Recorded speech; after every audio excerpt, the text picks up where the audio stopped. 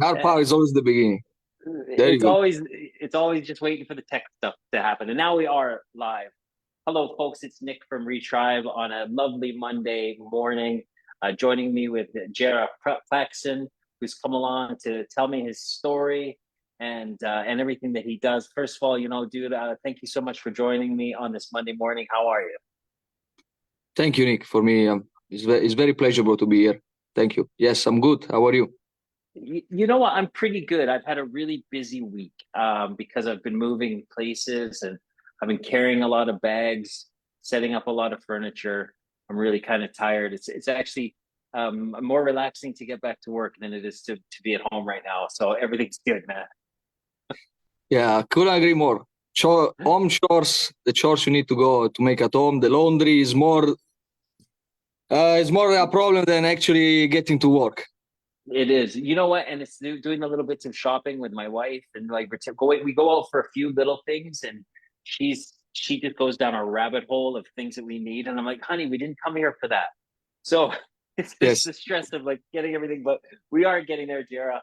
But yeah, we'll probably talk about that over the next 45 minutes. But I want to know more about you. Can you introduce yourself to everybody? Let everybody know who you are and what you do.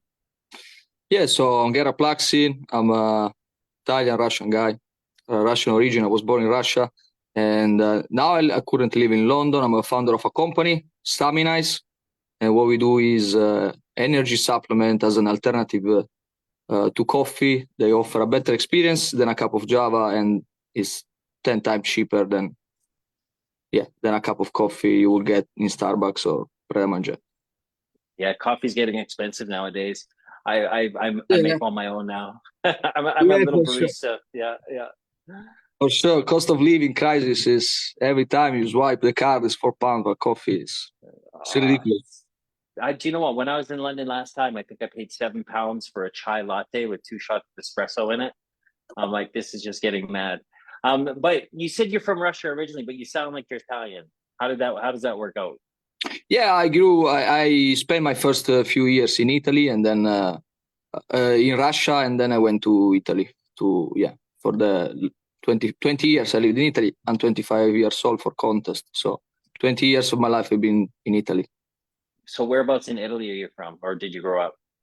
So Torino is North Torino, which Mm-hmm. was the capital of Italy. Is actually one of the most underrated city in Italy. Nobody goes there to visit. They always do Milan, Venice, Florence, and Rome. Naples. That's it. Yeah. So Torino is a city that is a must go, especially if you like history. I do love history. I'm gonna have to give it a go. But I just finished watching a Netflix series called The Medici, so I think I have Yeah. to try Florence too. I just need to. I've been to Roma a couple of times and I really enjoy it. So I want to do some more Italian exploring. But and it's a beautiful place. How did you end up in London? Yeah, so I came here when I was 17. So I came here for like working just seasonal jobs. It's summer jobs just to work. I didn't want to spend my summer in Italy, so I came here. And then kind of like I like the vibe, I like the entrepreneurial spirit, the business. And then I decided once I finished high school, I just came here straight away. And was it a tough move leaving like because I left Canada when I was 18 years old to move to England. And I found it really, really easy thing to do. And it was like it was the best decision I made as a teenager. Made a lot of foolish decisions, but moving from Canada to England when I was 18, it was just the most amazing adventure. And I found London to be this amazing place. I love the way you say it's this entrepreneurial spirit, but it's this idea. It's this place of free flowing ideas where people will support you, to grow a business. So what was it like for you, coming here and what was like? I know you're still young; it's only been a couple of years, but Yeah. what were the energy around being in London, especially coming out of a pandemic, the challenging times that we've had, but you've started a business, coming out of in a time where people say it's really really struggling to start businesses. So, have you been scared about it? Like, what's actually, motivated you to find what you're doing and get a product launched? Yeah, so look, I think I come to the realization that I mean it's not easy to answer. Is I think it's not a particular event. Maybe at 19 years old, I came across a book. When I was 18, 19, I started reading books about entrepreneurship, and I kind of fell in love with it. And I kind of like already like I read the first book, and I already like start understand What pursue was the this. book? Rich Dad Poor Dad. Okay. Very very classic, but 18 years old, perfect age to to get a very easy explanation how these things works. So, but I think it's mostly genetics. Is the way I am. Is I wouldn't say that it's a learned trait I had. It's just always been in my mind. When I was a kid, I was already doing like kind of agency stuff work during high school. So I was already selling things. I think it's just genetics. So it's not even my, let's say, my um. I'm born with it. Yeah. It's my Well, so merit in what some was way. your like what's the family history like? Well, what did your mom and dad do? And because I'm really interested in this, Gera, because I have three stepsons, and as a stepfather, I'm always interested in how to motivate and how to, especially because this isn't, and you're growing up in the internet and mobile phones and social media age. And I think a lot of people get confused about putting in a hard day's work and what motivates to do them. And it's interesting to know that you had it from a very early age. This motivation to sell. I don't know if you're selling lemonade, by outside of your house when you're a little kid. Yeah. But there's this idea of entrepreneurship, this idea of like the respect of money, how to earn money, a hard day's work. And you say that was just instilled in you. Like, what were the earliest memories of it? What were the things that your parents were teaching you about, you thinking about your life in the future and what it takes to succeed? Well, yes. So my father was he had like a yeah he was a business owner. It was like plumbing in the plumbing industry, so offering services to houses. And he has a team of plumber that they were just um, fixing the problems people had. Mm-hmm. And yeah, so but yeah, so like fun enough, my parents didn't teach me a lot in this. I couldn't remember. I cannot recall any memory, but that's because it probably is my personal weakness. Like my memory on the past is not very strong. I would say that books are the is where was my most learning basically. Mm. I read books, and yeah, this is where I got the most learning from. Yeah. And what were your first ideas for businesses? When did you start thinking on like I wanted to like I don't know, have you thought about education? Have you thought about going to university or anything like that? Was that part of the plan, or was it I just want to get back straight into the world of running a business? Uh, Look, yes, I actually applied to go to uni in Italy as a like business in English. So it was business management. Funny enough, they canceled my test when I to the entry exam because I was the first to finish. I raised my hand, look, I finished, and then I started reading a book again, books again. So I started to read a book. They told me, look, you cannot read a book, blah blah blah. Sorry, we need to cancel your exam. And then yeah, so at the end of the day I didn't went to university because basically I break the law. Hmm. uh, and no problem, I go to London, and this is where we are. I think it's going backwards is a good decision so far. Yeah.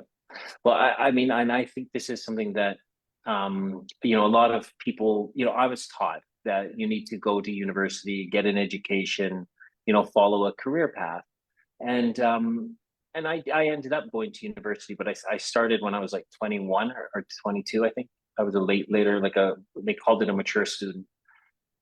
And I had 3 really good years of education. It was fun. I studied English literature and history because I Yeah, wanted to be a teacher. But in that, because my dad was a teacher, so I I wanted to kind understand. of go down that thing. And then, but my third year, when I had to do another year of PGCE, I was like, I want to be a teacher. I want to do TV. I want to be a broadcaster. And I ended up getting a job in broadcasting where my degree was completely irrelevant. I would have got that job anyway. But I met some good friends. It was a good social experience. I really enjoyed it. But I think that I like the idea of challenging the things, the norms that we think that we've been taught to, like, you have to go to school, you have to get an education, you have to, you got to do all this stuff. When really the practical things of running a business, you learn from running a business. So, what are the early lessons that you've learned? The business that you have now, have you set up other businesses, or is this your first one? No, I had a few in the past, yes. Tell me about those.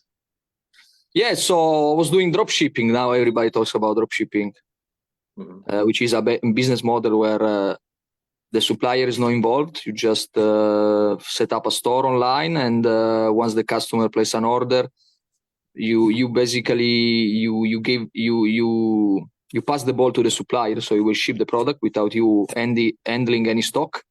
So you're just an intermediary, basically.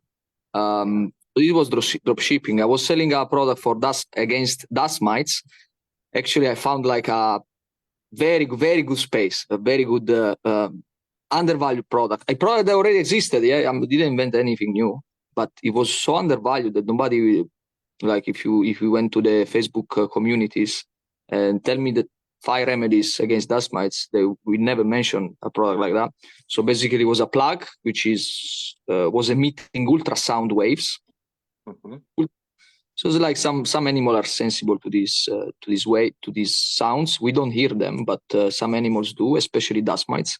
And you basically kill them by torturing them, by constantly eating with strong noises, and they stop reproducing, and they will basically die them off. And there were studies, not in vivo, like, let's say, in a real setting scenario, but they did in a very controlled lab setting. And they basically killed 4 species. 2 were completely destroyed, and 2 were extensively damaged and unable to produce. So I was selling this product, and I was pushing this concept that, look, this sound they're emitting is like someone is coming with a trumpet at the stadium, and 24 hours is ringing what are you gonna do? You're gonna kill yourself eventually. So because the torture is too much. So this is how it ended up pretty well. It was undervalued, underserved product, and it was very good. Was very good for many people. How old were you when you started that? I was 21. Yeah. And how did it go? Like, it was a good product. How did it go? And then, what was the next business that you set up after that? Yeah. So, like, this is so the second one, the first one went very well, and then he set me up for the second, which is completely let's say damaged. Like, let's say I didn't do anything. We did fail. It was a failure, but mainly because of COVID. Because then we're talking about COVID. So I set up like a business that basically always drop shipping. Yeah. But the branding, I was working with the branding and stuff. It was called Fresh Breeds, the indoor air specialist. So because everybody talking about the pollution outside, but nobody talks about the pollution inside in your home. And people, drying their clothes, so increasing the humidity levels, the mold start to form, dust mites again. So always was, like, when the dust mites, they thrive in the dark, they reproduce in that. So nobody cares about the air quality inside their home.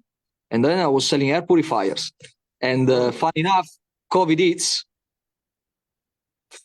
I come back to Italy. I closed everything. And guess what? After the masks, the air purifier was the second most sold product in the world. So I was already with my mind there, but I didn't catch the wave because my fault. But COVID, let's say, COVID back in Italy. But yeah. That was a big miss. The reason why it was a miss was because you went back to Italy and you stopped doing it. Yeah. Even though that product just skyrocketed. Yeah. Yeah. Dude, I can only tell you, like, I've had some huge misses, like more misses than wins. I think it's the only way a guy like me learns. Is people always say, oh, I failed. I just kind of like to twist that word to I learned. you know, Yeah, and yeah, it's yeah, yeah. yeah, you didn't fail, you just learned, and it just like it sets you up for those other things where because guys like I don't know if you're like me, but I'm a kind of guy I need to try it to learn. You know, I had a lot of people all my life telling me don't do this and don't do that, and they were really smart and they had really good intentions, and I should have listened, but I was so stubborn that I needed to. It's kind of like when if your mom says don't touch the iron, it's hot, and you Yes. find yourself just going, oh Yeah, yeah, you're yeah. right. Trust me, Yes, I kid. agree. You know, yeah. Me, So I'm the same. Yeah, yeah, but it's not yeah, our fault to be honest. Some things you need to really learn yourself. Even like I don't know. There are some things you can learn from others. Some things you need to go through. It's then the so frustrating thing for me, right, is that I've been through a lot. You know, I oh by the way, it was my birthday on Saturday. I'm 53. You know, and happy I birthday. like as I've mentioned, I have these three stepsons, and Yeah. I'm constantly trying to give them advice on things that I've guys, if you try doing it like this, it's going to be a lot easier, you know, and they just ignore me.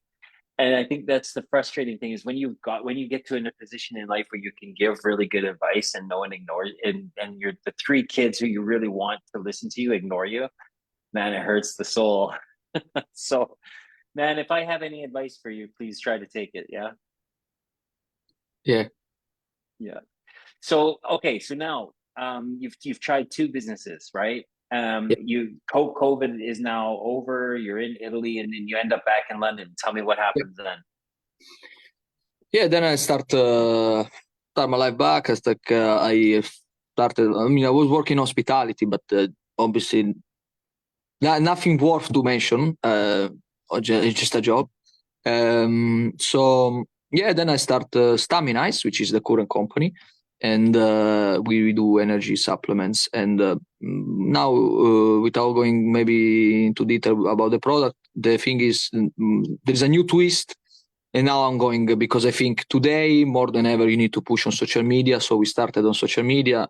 I start to publish every day. I go around the streets interviewing people, and then the my goal is to become like is to prank people basically, making jokes and Good fun. Yeah, pranks, so good pranks, right? No, you're not going to good hurt pranks. anybody. Yeah, yeah, yeah. No, Yeah, no, no, no, no. Great. I'm not. I'm very motive driven, but I'm not evil. Evil, let's say, or let's put it no, that we way. know you're So not. yeah, yeah, Yeah. The idea that I've always found with businesses, you have to find, you know, a problem in the market. There's something that needs to be solved. And you know, I know we live in a world today where there's a lot of people who are running two jobs.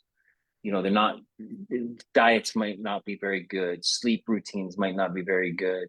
You know, and these are all things that we can fix through, you know, just looking after yourselves. But then, you know, after good sleep and good rest and good nutrition, there's supplements, and you just have to listen to like a guy like Dr. Andrew Huberman, and you know yeah, the three principles that he teaches. The third one is supplements, that we do need to add some certain things to our diet.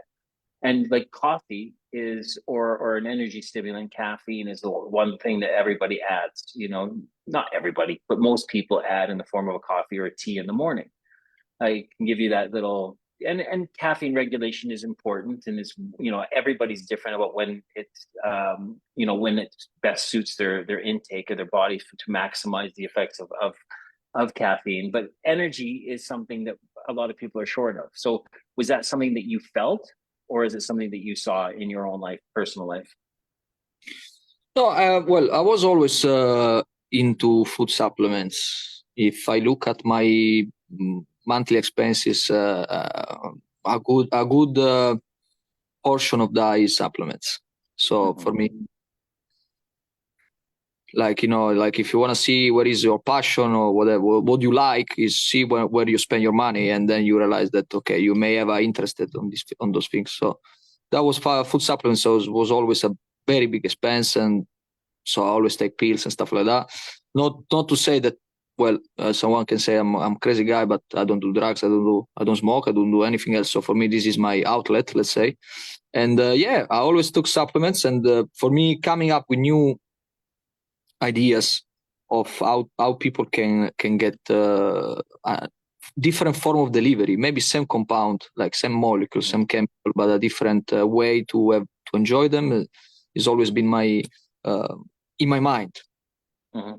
And I always want to do something in coffee and coffee supplements. But in this case, to be honest, look, the problem is already been solved, because if you don't want coffee, spend coffee, you buy a pill, you buy energy drink, you buy a bar, protein, like with caffeine. I mean, it's not, the problem is already being solved. But we provide feelings, which is it's more like, we're not solving a problem, we just make your day better. How does it do that? Because we combine ingredients. I combine ingredients with caffeine and other ingredients, because caffeine is working with some other chemicals, protein, amino acids, then they give you a new feeling, basically. Okay. They work And in synergy. is this something you've had engineered and designed, like in a lab somewhere, or? No, it's just like something that already existed, but put in a format that is different, and it's new. And do you get to package it and brand it yourself? Yeah, I do the packaging myself in terms of the case, but the production is outsourced. It's outsourced, right? And so when did you launch the product, and how's it going, first of all, in these first stages? Yeah, well, the product is amazing, because I start to go in the streets, and basically that will help me a lot of. I did quite a bit of sales, because I was out. I'm still out on the streets, and like, oh guys, stopping people and giving the product, and let them know what it does, and then they try it, and then we wait with them 5 minutes until the kickoff of the effect starts, and everybody's surprised. Yeah, because caffeine, when paired with other ingredients, behave in a way which is completely different the feeling you get from a cup of coffee. Like how is it more like? Because I know, like, say with me, if I have a shot of espresso, I get a spike, and I can get sweaty palms right away. Like I'm like, and then I'll get a real rush. But if I have a latte, it's very like it's a lot more. It's just chilled. Or if I have an Earl Grey tea, it's a lot more chilled. So what's the how does your product work? What are the effects, I suppose, and how does it make people feel? Yeah, so it's it acts very fast, and so the effects are still, you get the benefits of caffeine, the way it make you feel. However, that is because it increase the dopamine levels, but then there's amino acid in green tea. We just take these amino acids, we increase the potency by 5 times, and then we'll increase the serotonin and the GABA neurotransmitters. So you basically are excited, but at the same time collected, and it's kind of like this kind of opposition and between the two. So it's kind of, you want to take action, but at the same time you're not anxious about it, or you're not hyperactive, and it just calms. It calms your body as well. I say always, you feel always the feeling in the legs once you sleep 8 hours. Once you understand, when you sleep very good, you wake up, your legs are like, you feel in the legs somehow. Yeah. And this is exactly the kind of effect you get every time you use our product. So the kind of feeling of the legs, relaxation, and at the same time excitement. So no, it's very good feeling. And but again, it's something that already exists. I'm not inventing anything new, but still, some products are always under served, and your job is to let them, other people know, and look, it still exists, but this is very good for you, blah blah. Yeah, so who have you been, like, you've been doing like some street marketing with it and letting people try it. Yeah. What are the feedback been, and what kind of demographic is enjoying it the most? Because for some reason, as you were talking about, I was like, students late nights studying, they don't want to get like those spikes, but they want to just feel good and be able to study a little bit longer, a little bit harder. It's a non-invasive, it's a non-harmful stimulant. For me, I sort of said, wow, cool. But what other demographics have really enjoyed it, and what have the feedback been? Yes, so demographics are, yes, mainly young people. I would say under 35 years old, and you can be a studio worker, a professional worker, any situation where caffeine is not readily available, you can have one. And if you're even looking for just like to relax and to chill, this is the perfect product to chill with your mates or just to relax. So it's yeah, this is and again maybe it's people who strictly consume caffeine who are looking for who are looking or searching for feelings to feel good, like a compound that make them feel better. And it's not for the purist. Like if you're a purist, like you don't use this, you don't drink coffee, you don't smoke, you are extremely healthy, this is not for you, because this is not something that is not of your interest. I don't smoke or drink, but I would definitely try it because I do. Like I say, I mean, at first, I don't know if it's like. I think it's for me. The ritual of making a coffee is pretty cool. Like I really like getting up in the morning and make me and my wife some coffee. We've got a really cool coffee machine, and there's something with it. But so Yeah, for me, that's not really the effect. But for something like this, when I am about to like, my days are a lot longer than they ever have been since I have these stepsons, and they do make me very tired. And yes, there'll be times where I'll be, oh, I'm going to grab a coffee just to kind of get that little bit of, and then it takes away from the ritual of making a coffee. So, product like yours, I would definitely try it. Now I know that you've been out on the street doing this, and I'm just wondering if this is where the love of, talking to people, because I get this idea about, like doing some kind of online or sorry, some street entertainment, pranking, yeah, like having fun with people. Where does yeah, that come from? Like where did that start to kind of yeah, like was it through yeah. doing the marketing of this, or was it something you had an idea before? Yeah, so well, it's all again. This is I think it goes back to understand who you are. Um, you need to really assess yourself. Well, I'm good at, what I'm not good at. I know it's still cliche advice, but this is the truth. And then where your passion are. So what you like, and then pursue this. And and me, I understood that.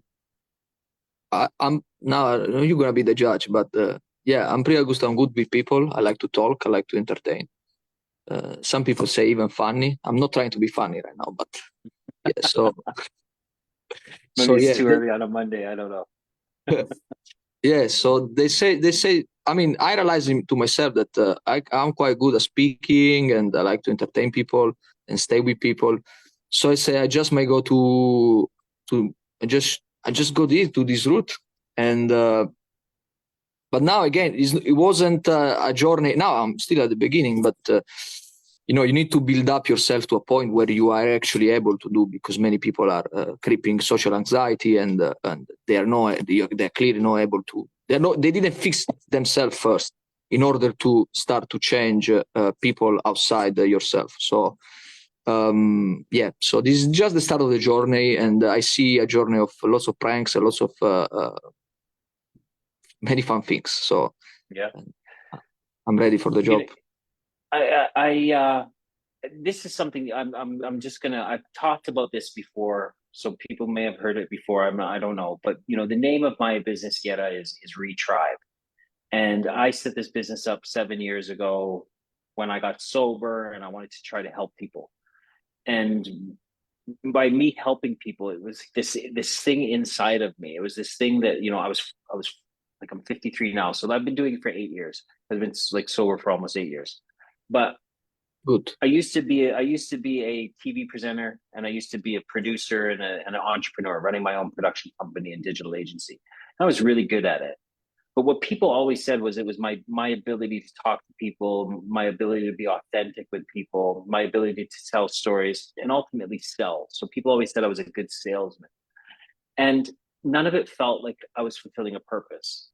But then I got sober and I started working with other people who were struggling with alcohol.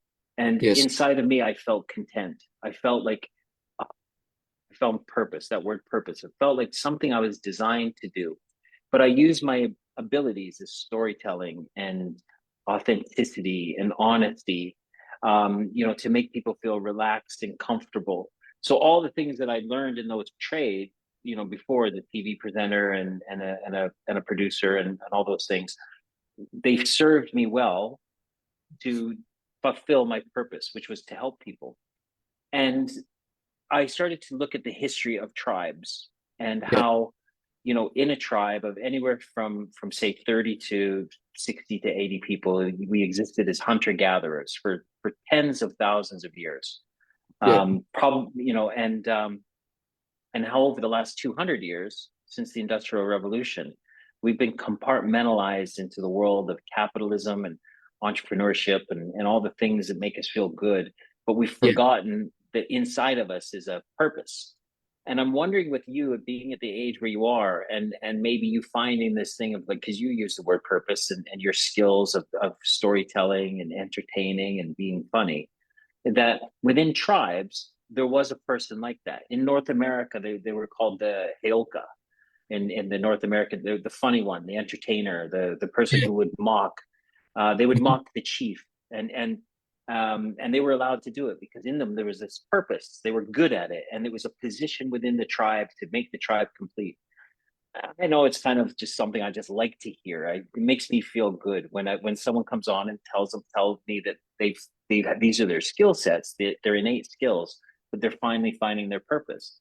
So, with what I've just rambled on about, does that relate to you at all? Does it resonate with you? Yeah, yeah, yeah, for sure, Yeah. for sure. It's purposes over anything else, and discipline. I mean, this is just new beliefs I just start to install into myself, basically. Um, Discipline will get you to only so far, and you need to find something that you actually pull through rather than pushing through. You need to pull yourself things to you rather than push through the through things. And that's your example of helping people that have a alcohol problem. When you feel the calling, why you need discipline for? It's just a natural thing you do for yourself, and you think constantly about it. You like about it. You feel good about it.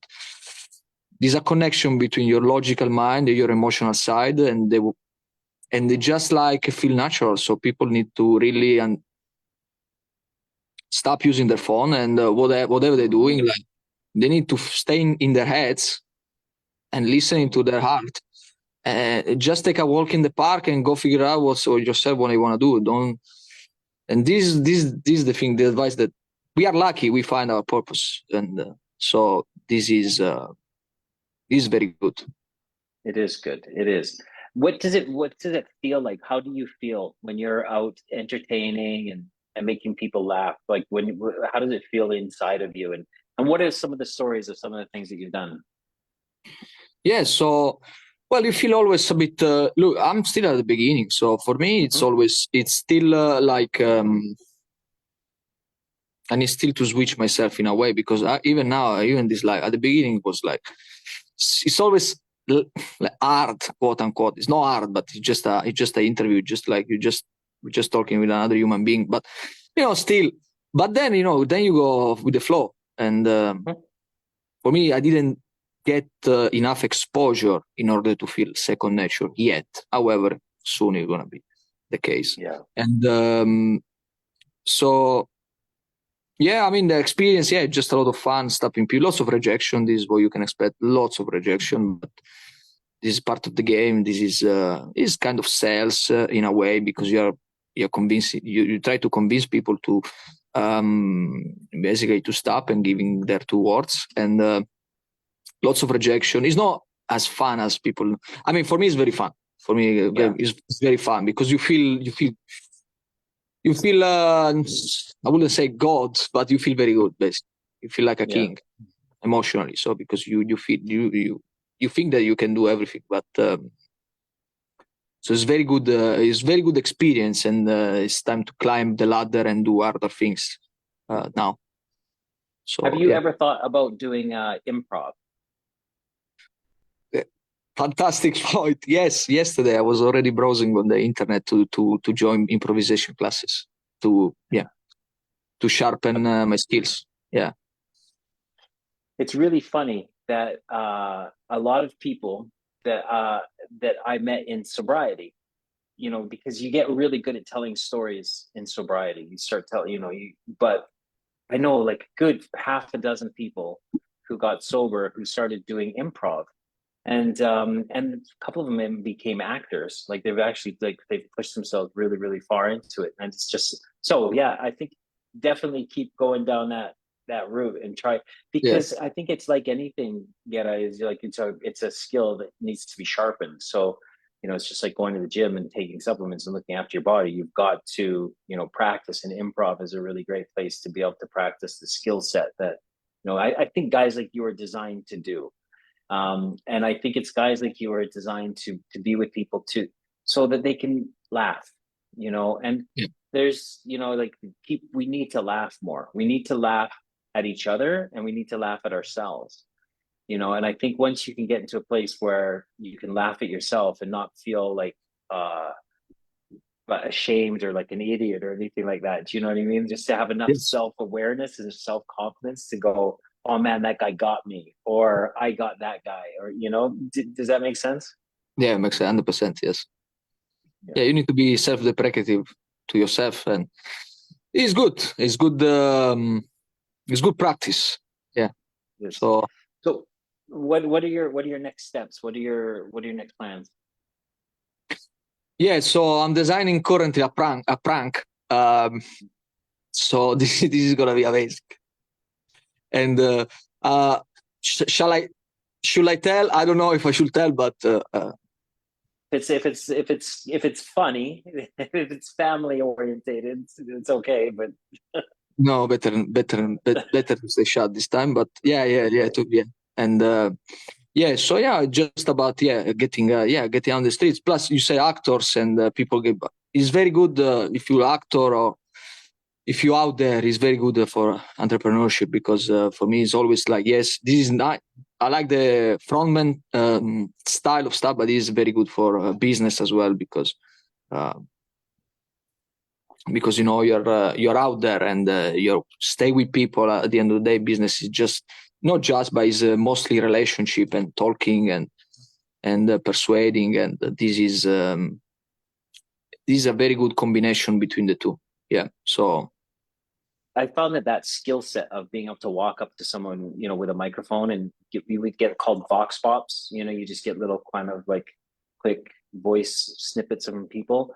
So one of the hardest things I ever had to do as a TV presenter was walk outside of a stadium with thousands of people, walk up to strangers and say, "Hey, do you mind saying a few words on this?" Or yeah, try to make people laugh, and you want them to say something, and you've got to try to get them to say it without them telling them to say it. So you have to be persuasive in a kind way, where someone can maybe make a little bit of fun of them to say something funny. But when it worked, it was great. But it would probably only work maybe like 1 in 10, 1 in 20. Like the rejection rate is very, very high. And it was yes, something that I took quite personal at the beginning, because I was like, hey, these guys know I'm on TV. They know I'm doing my job. Why aren't they? But so I took it personal to a certain extent. And then I kind of became a little bit more hardened to it. And I was just like, oh, don't worry about them. They must have had a bad day or whatever. So how are you finding that process because I know you said it can be kind of hard sometimes going out and talking to actually random strangers on the sidewalk, especially yeah. in London, where you can get some pretty friendly but pretty unfriendly people. Oh yeah, for sure. Yeah, for sure. Yes. So, but this is look. This is. I mean, there can be many reasons why people don't refuse it. I think most people that they are insecure, Hmm. they're afraid of the camera. This is my conclusion. Uh, mm, because again, for me, the common sense is like you fix yourself. So my hair, like, it's time That's to okay. take off the cap. My I need a haircut really bad. My wife was like, "Get a haircut today before you go. You're on live," but I just haven't had time, so don't Yeah, worry yeah. about it. No, so yeah, for me it's many people are insecure. They don't. You need to fix yourself first, and once you fix yourself, like you said, we said before, you go to gym, you eat properly, you start to kill your dragons inside yourself. Mm. Then maybe next time I'm gonna interview you, you may be able to stand up in front of the camera. But otherwise, the fear of the camera, as unique as you know, probably is a real thing. People are afraid to be on the camera. Mm. which is funny because we live in a world where everybody's got one of these, right? Yeah, So, yes, yes. so many people want to be influencers, so many people want to have huge followings, and and I think about it today, and like it's if you stay true to yourself, true to your content, then you're going to be okay. But I think it's the people who want to use the camera, use the photos, use the videos to portray a falsehood, a false image of themselves because they want likes, they want followers. They don't want to create any change or laughter or entertainment. They just want, because there's so much lacking in self. And so I think this is what's so odd about these things today is they're so helpful in so many ways, but also they're so damaging in other ways where people want to create content that is irrelevant, but yet it seems to be the algorithms are designing it for the young and the vulnerable and the easy manipulated to be able to follow that. It's rubbish content, it's empty stuff. So I think like, by making authentic, true to yourself content, then you can't fail because you're getting the target audience that you need. Does that make sense? Yeah, yeah, for sure, yes. Yeah. So how will you do that? How like what I guess you going out there over the next weeks or months what kind of stuff do you want to do? I know you can't tell us about the prank because it might be a little bit Yeah, risque for a Monday morning, but I suppose we're getting to the end of our 45 minutes and I want to get more into what your ambitions and the things that you want to try to accomplish. yeah. So for me, it's you were speaking about target audience. For me, it's going mass market, and I'm not a niche type of guy. Yeah, I used to go niche, but now I want to go mass audience. So that means laughter is to laugh is a universal thing. Yeah, so make money online, niche, let's say, is a niche, big niche, very big, very big niche, but it's still no, not everybody wants to make money online. However, I do believe that laughing is universal, so everybody laughs.